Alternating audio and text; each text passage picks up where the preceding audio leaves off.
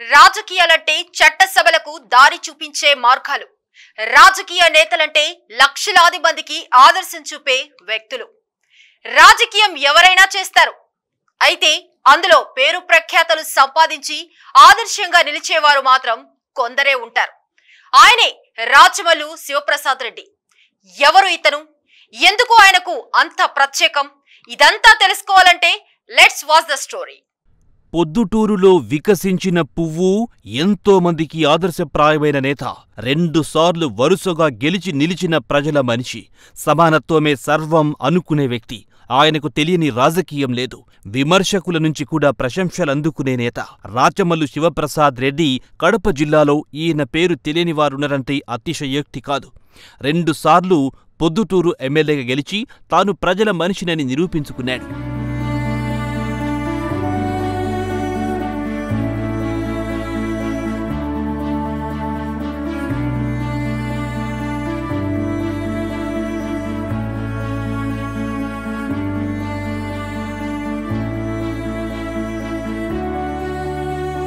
కాంగ్రెస్తోనే రాజకీయ అరంగేట్రం చేసినా తాను నమ్మిన సిద్ధాంతం కోసం, అదే కాంగ్రెస్ నుంచి వచ్చిన రాజశేఖర రెడ్డి తనయుడి వెంట నడిచారు. వైసీపీలో చేరి జగన్కు నమ్మిన బంటులా అయ్యారు.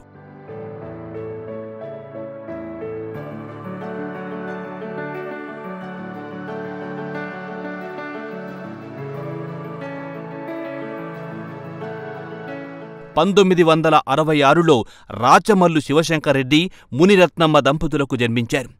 రాచమల్లు శివప్రసాద్ రెడ్డి 1987లో ప్రభుత్వ కాలేజీలో డిగ్రీ పూర్తి చేసిన ఆయన, ఆ తర్వాత పరిస్థితులు ఆయనను రాజకీయాల వైపు మళ్లేలా చేశాయి. కాంగ్రెస్ పార్టీ ద్వారా రాజకీయాల్లోకొచ్చి 1998లో ప్రొద్దుటూరు మున్సిపాలిటీ కౌన్సిలర్గా, 2003లో మున్సిపల్ వైస్ చైర్మన్గా బాధ్యతలు నిర్వర్తించారు.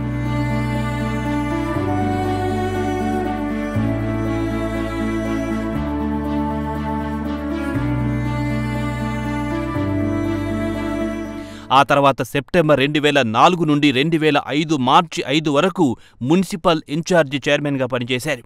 అయితే మొదటి నుంచి కాంగ్రెస్ కోసం పనిచేసిన ఆయన అందరిలాగా పార్టీలు మారలేదు. కాంగ్రెస్ నుంచి వైఎస్ఆర్ అభిమానంతో ఆయన మరణానంతరం జగన్ వెంట నడిచారు. వైసీపీలో చేరిన రాచమల్లు 2014లో జరిగిన అసెంబ్లీ ఎన్నికల్లో వైఎస్ఆర్సీపీ అభ్యర్థిగా పోటీ చేసి తన సమీప ప్రత్యర్థి టీడీపీ అభ్యర్థి నంద్యాల వరదరాజులు రెడ్డిపై భారీ మెజార్టీతో గెలిచారు. తొలిసారి ఎమ్మెల్యేగా అసెంబ్లీలో అడుగుపెట్టారు. ఆ తర్వాత 2019 ఎన్నికల్లో కూడా టీడీపీ అభ్యర్థి మల్లెల లింగారెడ్డిపై 43,148 ఓట్ల మెజార్టీతో రెండోసారి ఎమ్మెల్యేగా ఎన్నికయ్యాడు.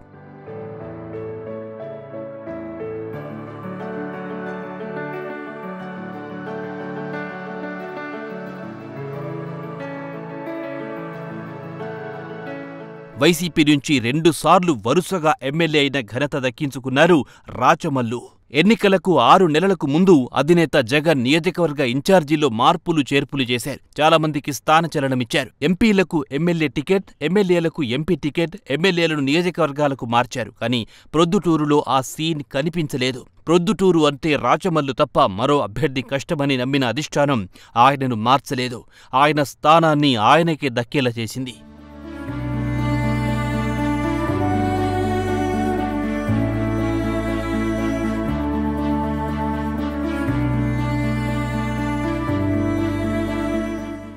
జగన్ చేసిన సర్వేలో కూడా రాచమల్లు గురించి ప్రజలు పాజిటివ్ టాకిచ్చారు. అందుకే ఆయనను మరోసారి ప్రొద్దుటూరు నుంచి రంగంలోకి దింపేందుకు రెడీ అయ్యింది. ఏపీలో చాలా వరకు కుల రాజకీయాలుంటాయని చాలామంది నమ్ముతుంటారు. ఇక కుటుంబాల కులాల వ్యత్యాసం గట్టిగానే ఉంటుంది. కానీ గత 6 నెలల క్రితం రాచమల్లు తీసుకున్న నిర్ణయం ఆయనను మరోసారి ఆదర్శమూర్తిగా నిలబెట్టింది. కులం గజ్జితో కొట్టుకునే వారికి ఓ పాఠం నేర్పారు. అదే ఆయన పెద్ద కూతురి పెళ్లి. మొదటి కుమార్తె పల్లవి తనతో పాటు చదువుకునే పవన్ అనే పేదవాడిని ప్రేమించింది. అందులో ఇద్దరిది వేర్వేరు కులాలు. ఇలాంటి విషయాలు ఇంట్లో తెలిస్తే ఆ గొడవలను ఊహించడం కష్టం. కానీ కూతురి ప్రేమను ఆయన అంగీకరించారు. తన కుమార్తె ఇష్టం ప్రకారం దగ్గరుండి వివాహం చాలా నిరాడంబరంగా పెళ్లి చేశారు. డబ్బుకు, హోదాకు, కులానికి విలువివ్వకుండా వారి ఇష్టం ప్రకారమే పెళ్లి చేసినట్లుగా తెలిపారు. ఎమ్మెల్యే శివప్రసాద్ రెడ్డి తీసుకున్న ఈ నిర్ణయంపై అందరూ ప్రశంసలు కురిపిస్తున్నారు.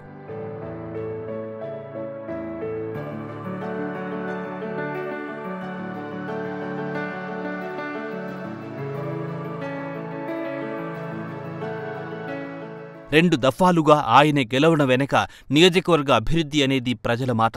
ఒక్కసారి అవకాశం ఇచ్చిన నేతకు మరోసారి పట్టం కట్టడానికి ఆలోచిస్తారు. కానీ ఆయన చేసిన అభివృద్ధి ఆయనను మరోసారి గెలిపించింది. ఈసారి కూడా అభివృద్ధినే నమ్ముకుని ముందుకు వెళ్తున్నారు.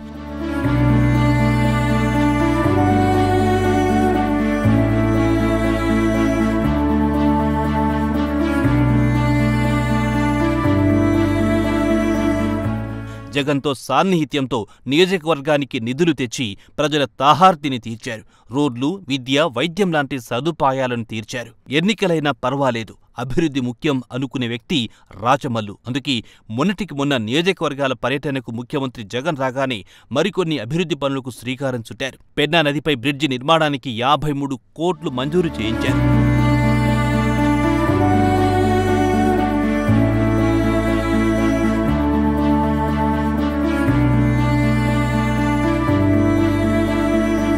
నియోజకవర్గ నాయకుల అభ్యర్థన మేరకు ప్రొద్దుటూరులోని ఉర్దూ డిగ్రీ కాలేజీని మంజూరు చేస్తున్నామని జగన్ వెల్లడించారు. ప్రొద్దుటూరులో 30 నెలల కాలంలో లబ్ధిదారులకు 326 కోట్ల నగదు బదిలీ చేయించారు.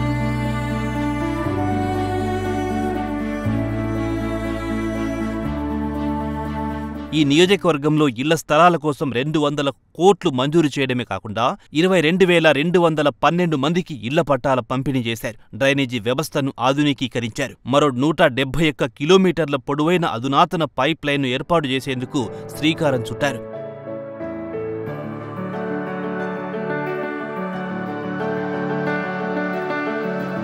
ఈ 5 ఏళ్లలో ఇంటింటికి ప్రభుత్వ పథకాలు పూర్తి స్థాయిలో చేరేందుకు ఎంతో కృషి చేశారు రాచమల్లు. ఓ ఆదర్శమూర్తిగా, ప్రజానేతగా పేరు తెచ్చుకున్న రాచమల్లు మరోసారి ఎన్నికల బరిలో నిలిచారు. తాను నమ్మిన సిద్ధాంతం ప్రకారం ప్రజానేతగా ఎదిగారు.